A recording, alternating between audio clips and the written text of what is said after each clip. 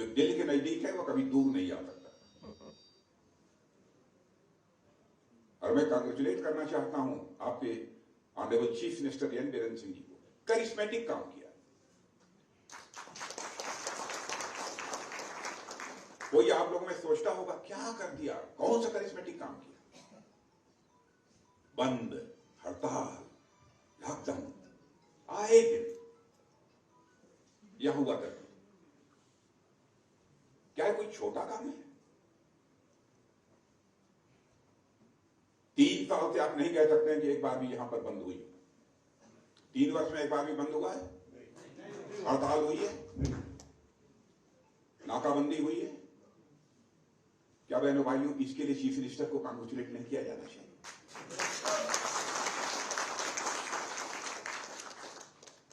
Violence की घटनाएं पहले होती थी कि नहीं? क्या हमारे चीफ मिनिस्टर ने इनकाउंटर कराया है? शरीफ लोगों का इनकाउंटर नहीं हुआ है, जो थारो जेंटल लोग हैं उनका इनकाउंटर तो कम से कम नहीं हुआ है। एक मेजर अचीवमेंट है। आप ये कहेंगे आप इस अचीवमेंट को मेजर अचीवमेंट क्यों मानते हैं? इसलिए मैं मेजर अचीवमेंट मानता हूं। डेवलपमेंट की पहली कंडीशन होती है लॉ एंड ऑर्डर का चुस्त दुरुस्त होना, परफेक्ट होना। लॉ एंड ऑर्डर, कानून व्यवस्था की स्थिति ठीक होनी चाहिए। यह डेवलपमेंट की पहली कंडीशन होती है। और जब तक लॉ एंड ऑर्डर ठीक नहीं है तब तक अब डेवलपमेंट कोई भी गवर्नमेंट तो नहीं कर सकती। पहली कंडीशन को 5 साल में पूरी मुस्तैदी के साथ एन बीरेन सिंह जी ने पूरा किया। और बहनों भाइयों, कोई भी पॉलिटिकल अवेयरनेस जिन लोगों के अंदर भी होगी, जिन लोगों के अंदर जागरूकता होगी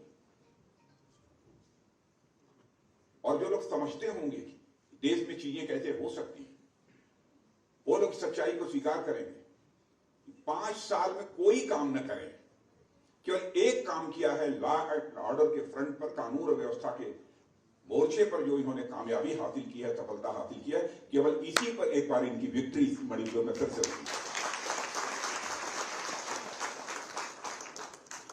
और अचीवमेंट तो छोटी है। क्या क्या किया है मैं बहुत डिटेल में नहीं आऊंगा। मणिपुर तो एक बहादुरों की धरती है। रानी गाइडलिन, एमसी मैरी कॉम, इनकी शोहरत केवल नॉर्थ ईस्ट तक ही नहीं है। इनका नाम केवल नॉर्थ ईस्ट तक लोग नहीं जानते, सारे हिंदुस्तान में इनका नाम जानते हैं। ये यहीं पर मणिपुर की माताओं की कोख से पैदा हुई हैं, रानी गाइडलिन और एमसी मैरी कॉम।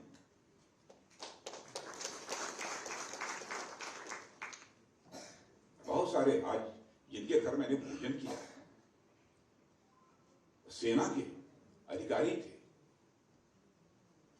और कारगिल की लड़ाई में उन्होंने शहीद हुए। मैं सुमित पात्रा जी, आपको, बीरेन सिंह जी, दोनों लोगों को, शारदा जी, आप सबको मैं धन्यवाद देना चाहता हूं कि आप लोगों ने मेरा भोजन रखा तो कारगिल शहीद के घर रखा, किसी होटल में नहीं रखा। आप सब इसके लिए बधाई के पात्र हैं। और मैं कहना चाहता हूं कि मेरे बहनों भाइयों, यहां पर डेवलपमेंट का जो ट्रैक रिकॉर्ड यहां पर है मणिपुर में, उसे आप देख सकते हैं। मैं कह सकता हूं कि भारतीय जनता पार्टी की गवर्नमेंट का बहुत ही क्रेडिबल ट्रैक रिकॉर्ड है डेवलपमेंट का। और कांग्रेस के बारे में उठाकर आप देखिए तो मैं कह सकता हूं कि कांग्रेस का एक ब्रोकन रिकॉर्ड है डेवलपमेंट का। और जिनकी सुई केवल इस बात पर टिकी रहती है कि बीजेपी एंटी माइनॉरिटी है। हम लोग को क्या कहते हैं कांग्रेस लोग? ये एंटी माइनॉरिटी है, ये मुस्लिम विरोधी है, बीजेपी वाले क्रिश्चियन विरोधी है। बहनों भाइयों, हम मुस्लिम विरोधी कैसे हो सकते हैं? हम क्रिश्चियन विरोधी कैसे हो सकते हैं? हम सिख विरोधी कैसे हो सकते हैं? केवल जनता को गुमराह करने के लिए इस प्रकार की बातें कांग्रेस के द्वारा की जा सकती। सिख कम्युनिटी के कंट्रीब्यूशन को मैं नहीं जानता। आज यदि भारत में इंडियन कल्चर को बचाए रखने की बात यदि चर्चा की जाएगी, उसमें मेजर कंट्रीब्यूशन हमारे सिख कम्युनिटी का, मेजर कंट्रीब्यूशन। गुरुओं के बंदों ने कितना बलिदान दिया है, वो हिस्ट्री उठाकर देखिए। वो अभी तो माइनॉरिटी है, क्या हम उनके विरोधी हैं? बहनों भाइयों, मुझे कहना हो तो मैं कहूंगा सिख हमारा बड़ा भाई है, बड़ा भाई है। और मैं डंके की चोट पर सभी जगह बोलता हूं, पंजाब के लोगों से जाकर पूछ लीजिए, क्रिश्चियन, और मैं कहता हूं क्रिश्चियन की बात छोड़िए, क्रिश्चियन, पारसी, यहूदी, जो भी भारत का मूल निवासी वह सब हमारे भाई है। हम कास्ट, क्रीड, रिलीजन के बेसिस पर डिस्क्रिमिनेशन को किसी भी सूरत में नहीं कर सकते, किसी भी सूरत में नहीं कर सकते। हमारे जीन्स में नहीं है। हमारे देश के जो साधु संत समझ रहे हैं? साधु संत आप लोग समझ रहे हैं? सेंट्स, उन्होंने एक मैसेज दिया, और संस्कृत में मैसेज है वसुधैव कुटुंबकम का। उसका मतलब यह होता है कि हमारे जो संत, महात्मा, सेंट्स, ऋषि, मुनि जो रहे हैं, उन्होंने एक संदेश दिया, कहा कि भारत की बाउंड्री के अंदर रहने वाले लोग ही केवल हमारे फैमिली मेंबर नहीं हैं, बल्कि पूरे वर्ल्ड की बाउंड्री में रहने वाले जितने लोग हैं, किसी कास्ट, क्रीड, रिलीजन के क्यों न हो, वह सभी हमारे फैमिली मेंबर हैं।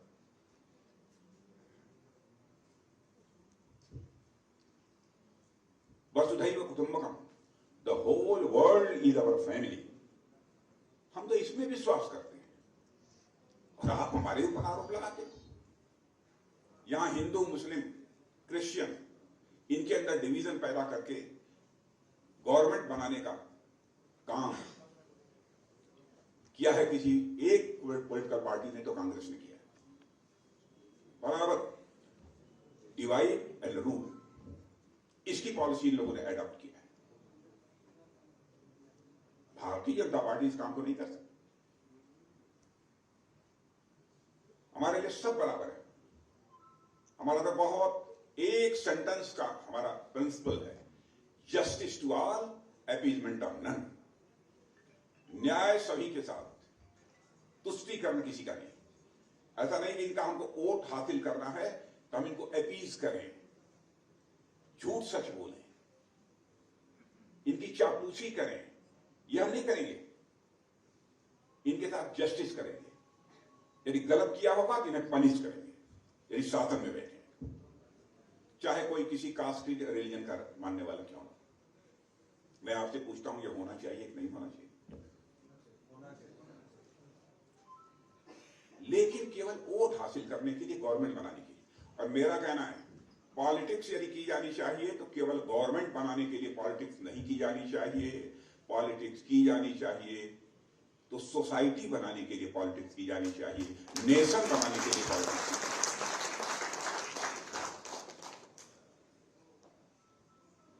इसे बचना चाहिए। और यहां के बारे में इतना ही कहूंगा मेरे बहनों भाइयों, अब यहां पर कांग्रेस पार्टी अब हार्टलैंड से तो लगभग साफ हो चुकी है, हिललैंड में थोड़ी बची हुई है, थोड़ी बहुत बची। हार्टलैंड से उधर से साफ, हिललैंड में थोड़ी बची हुई है। लेकिन इस बार यदि आप लोगों ने धक्का मारा, एक बार झटक दिया आपने, यह कांग्रेस पार्टी हिल स्टेशन से भी गॉन हुई।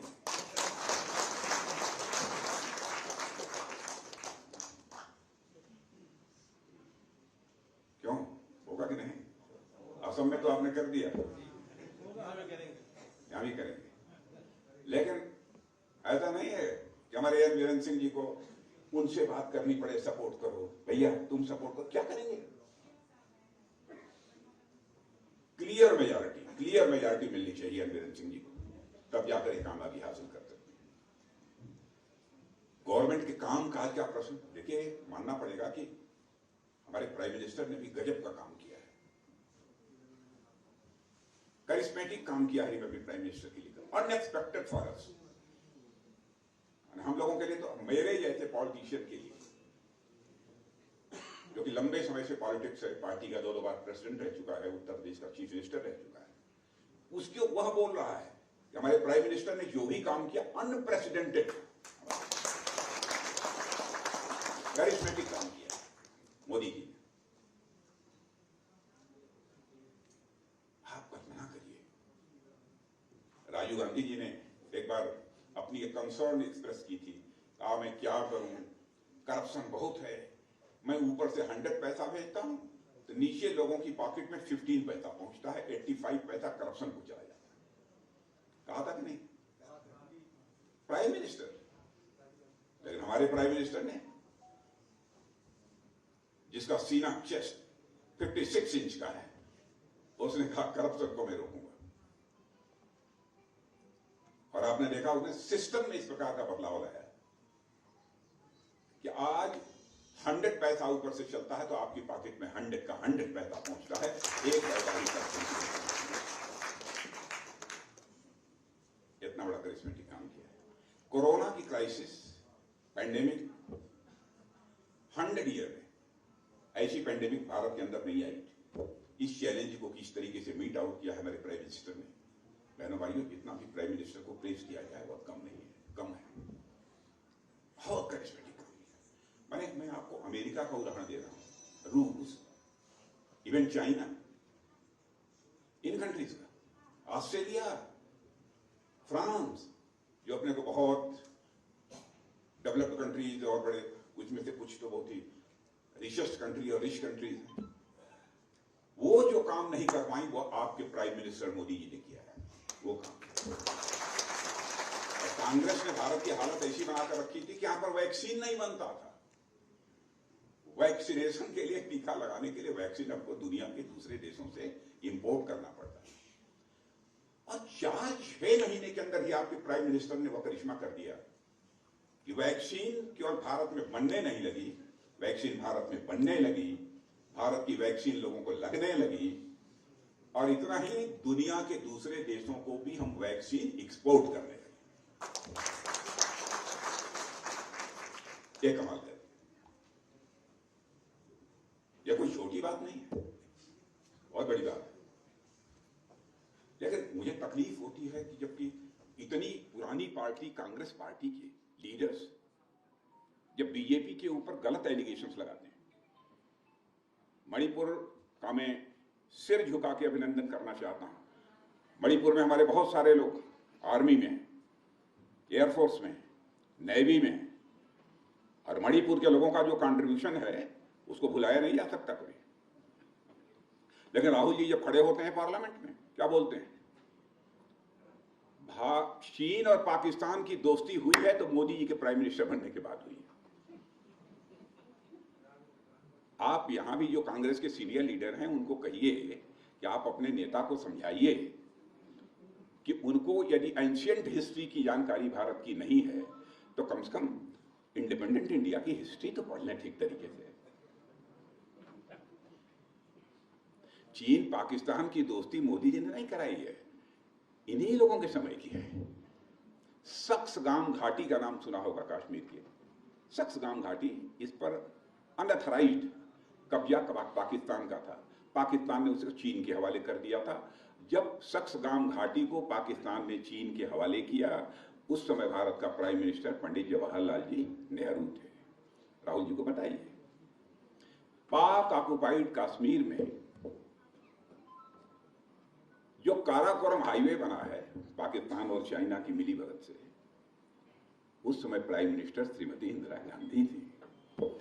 चाइना पाकिस्तान इकोनॉमिक कॉरिडोर जो बनना प्रारंभ हुआ 2013 में, 2013 में, तो उस समय prime minister doctor Manmohan Singh ji थे। मोदी जी उस समय प्राइम मिनिस्टर नहीं थे। यह तो उन्हीं के समय का है, चाइना पाकिस्तान की दोस्ती।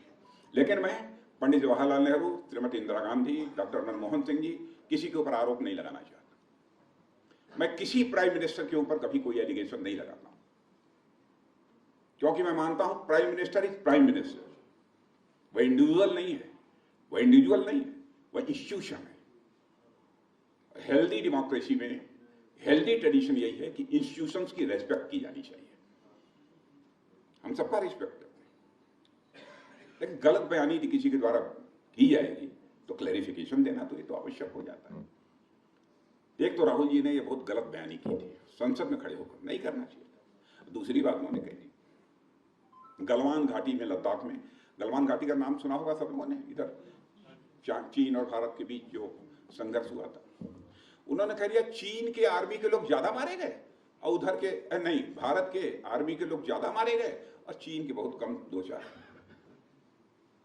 बहनों भाइयों क्या सही है? मैंने डिफेंस मिनिस्टर होने के बावजूद आज तक मुंह नहीं खोला और संसद में खड़े होकर उन्होंने ये बात कर दी।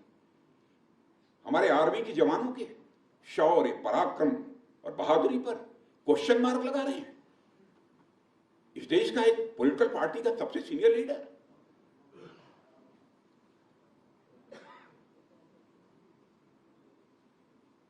लेकिन उसी समय ऑस्ट्रेलिया के एक बहुत माने जाने जर्नलिस्ट ने सारी इधर उधर लोगों से बातचीत करने के बाद, सारी इंफॉर्मेशंस कलेक्ट करने के बाद उसने एक आर्टिकल लिख दिया ऑस्ट्रेलिया के अखबार में, जिस अखबार का नाम है क्लेक्सान, KLEXON।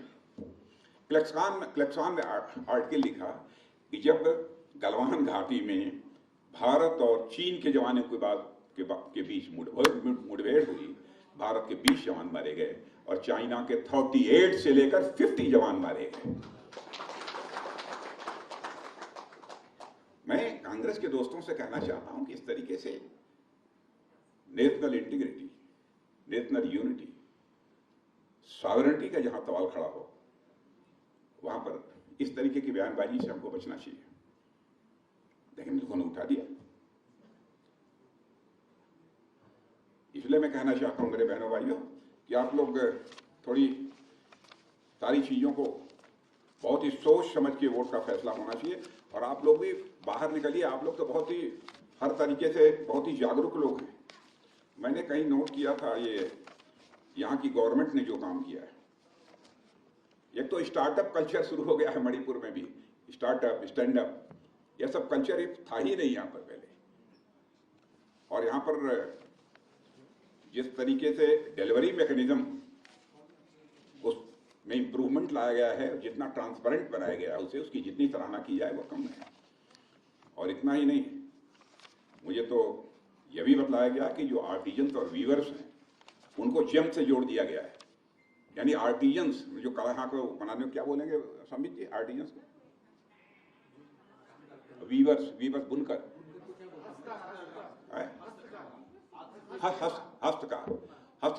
हस्तकार यदि अपना कोई बनाया हुआ चीज यदि बेचना चाहता है तो यहां नहीं, वह जब जेम से जुड़ गया है तो पूरे भारत में किसी भी स्टेट में कहीं भी बेच सकता है।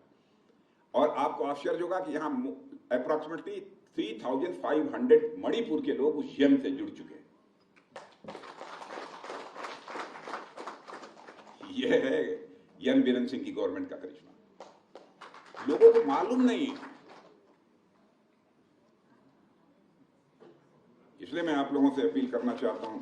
अब इनका अचीवमेंट तो मैंने मिल गया, बताइए आपका अचीवमेंट जब मैं ढूंढ रहा हूं नहीं मिल रहा है तो ये लोग क्या ढूंढेंगे?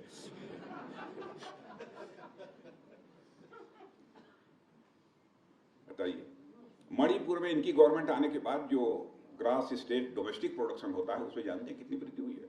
अप्रॉक्सीमेटली 22% की, अप्रॉक्सीमेटली 22%। आज तक नहीं हुआ। जीएसटी जब लागू किया गया था तो उस समय अनुमान था कि 150 से लेकर 200 करोड़ आएगा, लेकिन जानते हैं 2020 में ही इन्होंने 900 करोड़ की कमाई की। लोगों को मालूम ही नहीं। ईज ऑफ डूइंग बिजनेस की दृष्टि से सिंगल विंडो सिस्टम बना दिया है। कई चीजों के बारे में क्लियरेंस एक ही विंडो पर जाएंगे आपको मिल जाएगा, यहां से लेकर वहां दौड़ना नहीं पड़ेगा। कमाल का काम किया है। ई ऑफिस को भी लागू किया है मणिपुर में, और ई ऑफिस लागू करने में पहली बार किसी मामले में मणिपुर नंबर 1 है ई ऑफिस लागू करने। हम लोगों को मालूम ही नहीं, आप लोग बताएंगे नहीं तो क्या लोग समझेंगे? अरे रणबीर सिंह तो देखने में बड़े सीधे साधे हैं, प्लीजेंट फेस है, मुस्कुराते रहते हैं, क्या करेंगे? अच्छा, इनके दरवाजे तो हर समय खुले रहता है। और क्या है, म्यांगी नुमित, दरबार, ये दरबार में लगाते हैं। म्यामगी नुमित, आइए मिलिए, बताइए। मैंने आपके चीफ मिनिस्टर का जनता के लिए दिल ही नहीं, दरवाजा ही नहीं खुला है, दिल भी खुला है। एक ऑनलाइन पोर्टल भी बनाया है, लूचा पाथर, वाह। सभी लैंड रिकॉर्ड्स को डिजिटाइज कर दिया है। पहले तो मालूम ही नहीं करता था इसका लैंड ओनर कौन है, अब सबको डिजिटाइज कर दिया। जो चाहे पता लगा ले कि हमारी लैंड क्या है, कहाँ है, मैं किसका मालिक हूँ, नहीं हूँ। बहुत हेल्थ की दृष्टि से भी मणिपुर में पहला काम, बहुत स्पेशलाइज्ड कैंसर हॉस्पिटल भी बनाया है। मैं तो देख रहा था तो मैंने कहा नोट कर लेना चाहिए ना, हम जल्दी कुछ नोट वोट करते होते नहीं, दौड़ रहा हूँ सारे देश भर में वैसे ही, लेकिन मुझे नोट करना पड़ा। और यह भी आपको जानकर खुशी होगी, देखिए अब आपको मालूम नहीं होगा, इम्यूनाइजेशन जो होता है बच्चों का टीका, उसमें सारे देश में नंबर 1 स्टेट कोई है तो आपका स्टेट मणिपुर। मेरे बहनों भाइयों, बताइए तो लोगों को। एन बीरेन सिंह को लोग समझते ही नहीं है, ये छुपे रुस्तम है, करते बहुत कुछ है, बताते नहीं है। बहुत काम किया है और मैं ऐसे ही प्रशंसा नहीं कर रहा हूं, यदि चीजें ना होती इसको वेरीफाई कर लीजिएगा। मेरी यदि गलती होगी तो मैं क्षमा मांगूंगा, क्योंकि जनता की आंखों में धूल झोंककर झूठ बोलकर मैंने कभी समर्थन हासिल नहीं किया है। जब भी हमने समर्थन हासिल किया है, जनता की आंखों से आंख मिलाकर मैंने समर्थन हासिल किया, इसलिए मैं यह बात कर रहा हूं।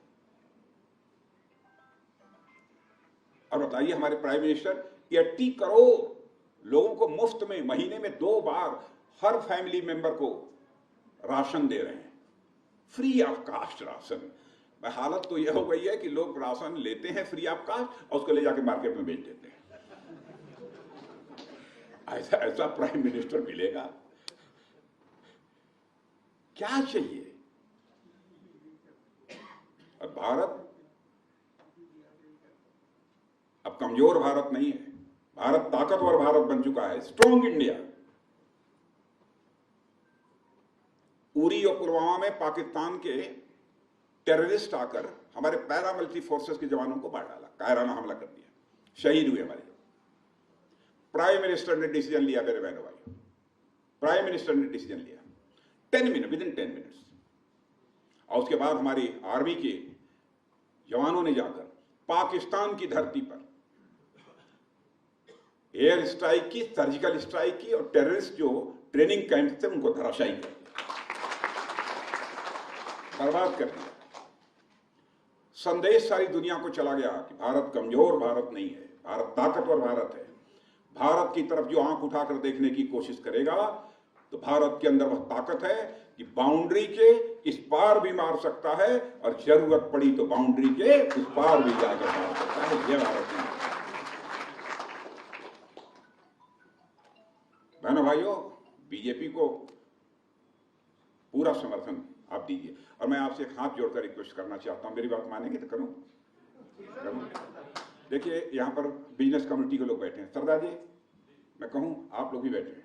देखिए, 10-15 दिन का इलेक्शन है, आप लोग अपनी कम्युनिटी का, अपने महाजन कम्युनिटी है, सब लोग बैठकर तय करिए कि हम दूसरे क्षेत्रों में, दूसरे एरियाज में जाकर लोगों को कन्विंस कैसे करें। क्यों नहीं? यह देश का काम है, यह बीजेपी का काम नहीं है। बीजेपी देश बना रही है, बीजेपी देश न बना रही होती, देश को मजबूत न कर रही होती तो आप बीजेपी के अपोजिट जाइए, मुझे कोई आपत्ति नहीं। लेकिन क्योंकि मैंने कहा ना, हम गवर्नमेंट बनाते हैं, मैंने हम पॉलिटिक्स करते हैं तो केवल गवर्नमेंट बनाने के लिए नहीं, हम पॉलिटिक्स करते हैं तो नेशन बनाने के लिए, नेशन बिल्डिंग के लिए। आप मेरी मदद कीजिए नेशन बिल्डिंग के लिए, राष्ट्र निर्माण के लिए।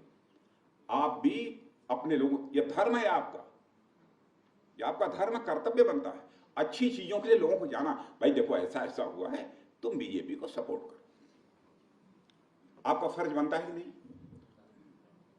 नेशनल ड्यूटी है, पॉलिटिकल ड्यूटी नहीं है, इसको मैं क्यों मानता हूं। बीजेपी को लगता है कि नहीं, अपनी नेशनल रिस्पॉन्सिबिलिटी का निर्वाह ठीक तरीके से नहीं कर रही, तो न करते यार, लेकिन ये कर रही है। तो तो आपकी ब्लेसिंग चाहिए कि नहीं चाहिए? मिलेगी? अपनी सिस्टर से पूछना चाहता हूं, मिलेगी? पक्का मिलेगी? एक बार ताली बजा दीजिए तो मैं बहुत बहुत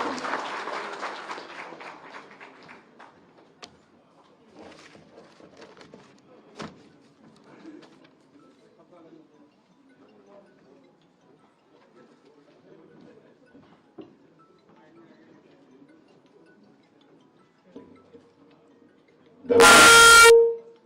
धन्यवाद श्री राजनाथ सिंह जी। अब मैं हमारे मणिपुर प्रदेश के बीजेपी की प्रेसिडेंट मेरी बड़ी बहन श्री शारदा देवी जी अनुरोध करूंगा कि वो बनाए और अपने प्रोत्साहन रखें। धन्यवाद श्री शारदा मैडम।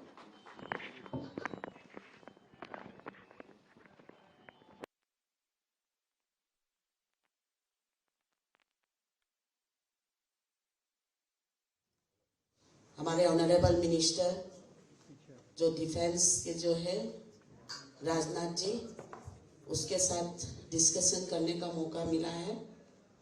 तो मैं सबसे पहले हमारे honourable minister, union minister defence Rajnath ji को सबसे पहले मैं धन्यवाद देना चाहती हूँ कि आप लोग ने NDA 1 के कार्यकाल से लेके अभी NDA 2 को लेके डॉलर मिनिस्ट्री से लेके पूरा दिल्ली सरकार हमारे पास लाया है, हमारे पास में रखा है और हमारी जन जन तक हमारे लीडर लोग, मंत्री लोग हमारे पास पहुंचा है। इसके लिए मैं दिल से आपको हार्दिक धन्यवाद करना चाहती हूँ। और इसके साथ साथ हमारे ऑनरेबल चीफ मिनिस्टर जो अभी हमारे सामने हमारी डिफेंस मिनिस्टर ने आप लोग के सामने में रखा है कि अभी हमारी मणिपुर पीस एंड डेवलपमेंट के ओर पे जा रहे हैं और पीस एंड डेवलपमेंट की ओर जा रहे हैं। वही सरकार हम दोबारा बनाना बहुत जरूरी है कि और भी आगे और डेवलप हो जाए। तो मैं हमारे honourable chief minister Shri N Biren Singh ji को भी बहुत बहुत धन्यवाद करना चाहती हूँ कि आज बाजार कम्युनिटी के साथ टाइम दिया, तो इसके लिए मैं दोबारा फिर धन्यवाद करती हूँ। और हमारे इंचार्ज और राष्ट्र के प्रवक्ता श्री समित पात्रा जी बहुत दिनों से हमारे साथ में हैं, जो आने वाली 2022 के लिए इलेक्शन के लिए जो हमको पूरा गाइड कर रहे हैं और पूरा हमको गाइड करके लेके जा रहे हैं। तो समित पात्रा जी को भी मैं बहुत बहुत धन्यवाद करती हूँ। और हमारे अशोक सिंघल जी जो असम के इरिगेशन मिनिस्टर हैं और हमारी इलेक्शन के को इंचार्ज है, तो अशोक सिंघल जी भी बहुत हमको सिखाया और हमको बहुत अच्छी तरीके से गाइड करके हमको आने वाली 2022 में बहुत बड़ी बहुमत के साथ जिताने का जो हमको एडवाइस किया, गाइड किया, इसके लिए भी मैं अशोक सिंघल जी को भी धन्यवाद करती हूँ। और हमारे बीच में तो हमारे मिनिस्टर TS विश्वजीत जी भी हैं। तो विश्वजीत जी ने भी बहुत हमारे चीफ मिनिस्टर के साथ मिलके जो हमारी सरकार की ओर से जो भी काम, अच्छा काम जो कर रहे हैं, उसी में जो काउंसिल जो मिनिस्टर के बीच में रह के जो काम किया है, तो इसके लिए भी मैं धन्यवाद करना चाहती हूँ। और हमारी ओम प्रकाश शेखावत जी बहुत पुरानी हमारी भारतीय जनता पार्टी के कार्यकर्ता हैं। जो हमारी सुंदर सिंह गुप्ता जी, लेट सुंदर सिंह गुप्ता जी भी हमारी उसी समय चार्ट में थे। अभी तक हमारी ओम प्रकाश जी हमारे साथ में काम कर रही हैं ट्रेजरर के नाते से। ओम प्रकाश जी को भी बहुत बहुत धन्यवाद करना चाहती हूँ। और सबसे मैंने आज हमारे बीच में जो हमारी ज्योतिन भैया जो है इस बार हमारी उम्मीदवार है, तो हमारी ज्योतिन भैया जो हमारे पहले जो बताया कि बहुत बार कोशिश किया पब्लिक के साथ मतलब सेवा करने के लिए, बहुत बार कोशिश किया, फिर भी एक बार भी मौका नहीं मिला। तो इस बार उन्होंने बाजार कम्युनिटी का जितना भी जो प्रॉब्लम है बोतर से लेके तो उन्होंने आप लोग के साथ दिया है। तो इस बार हमारी ज्योतिन भैया को जिता के आप लोग को एक बार सेवा करने का मौका दीजिए। और मैं ज्योतिन भैया को भी धन्यवाद करना चाहती हूँ कि ये ऐसा प्रोग्राम बनाने के लिए, सबके साथ मिलवाने के लिए। और लास्ट में असम से आई हुई सभी हमारी जॉइंट सेक्रेटरी ऑर्गेनाइजेशन फनीदा, विजय भैया और सभी सहयोग और पूरे हमारी बाजार कम्युनिटी के लोग जो है साथ में, तो आप लोग ने हम लोग को भी बहुत सपोर्ट किया। आप लोग ने समय समय पे हमको बहुत अच्छा गाइड किया और पूरा हमारी भारतीय जनता पार्टी को जिताने का भी अभी